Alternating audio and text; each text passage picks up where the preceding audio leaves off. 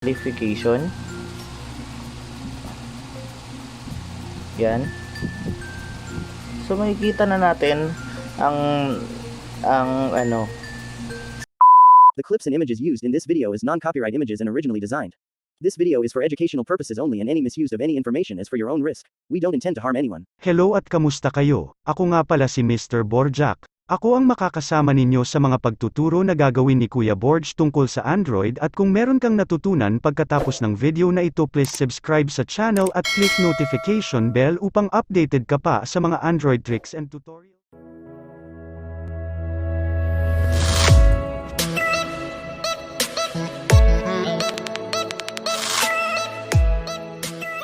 Ang Nightvision ay karaniwang sinusuot lamang sa mata at nakalagay sa mga mamahaling camera.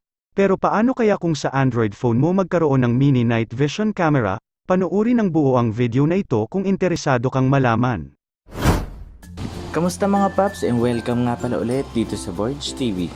So ngayong araw na ito, ituturo ko sa inyo ang isang tricks, okay? Ang isang tricks na kung saan matutulungan ka para magamit yung Nightvision camera. Okay, so kailangan natin ng application dito sa una sa lahat. Ituturo ko sa inyo kung paano mag-download nito sa Play Store. Okay, so kailangan nyo lang pumunta sa Play Store at i-type nyo lang ang Nightvision camera. Okay, Nightvision camera, at piliin nyo guys. Ito lang ang piliin nyo. Okay, so yan kasi yung nakita ko na medyo legit. Okay, so click nyo lang yan at i-download nyo, then pwede na natin siyang magamit. Okay, so ngayon i-click lang natin yung open, and this is how you make your pet talk. may ads din siya. Okay, X natin. So dito ay may camera na tayo. So ngayon ite-testing natin siya. Okay, dito kasi may saksakan. Okay, medyo blurred. Yan, okay na. Depende pa rin sa camera nyo kasi. Okay, so ngayon tuturo ko sa inyo ang gagawin natin.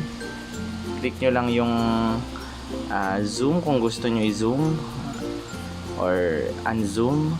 Tapos dito amplification, ito yung pagpapalinaw. Okay, pag for example nasa dilim ka, gusto mong palinawin or makita kung ano yung nasa dilim na yon, okay, for parang night vision, i-click mo lang tong add. Okay, so liliwanag siya. Okay, so ngayon subukan na natin. Ngayon kasi may liwanag pa. Yan, ganyan mangyayari, sobrang liwanag. Okay, so pag may liwanag kasi talaga na dati, medyo napaka high contrast na hindi na natin makita. So kapag nilagay na natin siya sa dilim, okay, wait lang, hanap tayo ng madilim guys. So nandito na tayo sa madilim. Okay, so dagdagan nyo lang tong amplification. Yan. So makikita na natin ang ano sa ilalim kasi ito ng higaan. Okay, so medyo malinaw na siya. Makikita mo na siya kung ano yung nasa ilalim. So walang ilaw yan kapag ito yung normal camera. Yan, wala talagang makikita. Okay, kapag nilakasan mo, tinodo mo, yan makikita mo na. Pero hindi siya ganong kalinaw. Okay, so ganun lang. So yun lang yung gagawin natin doon.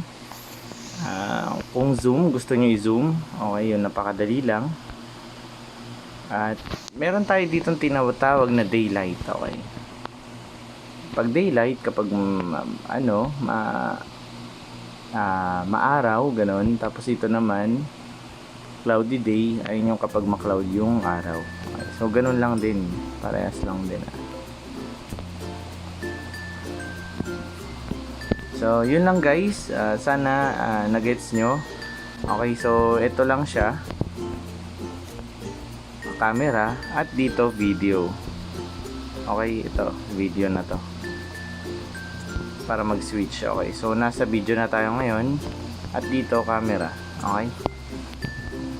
So, yun lang guys. Napakadali lang gamitin niya.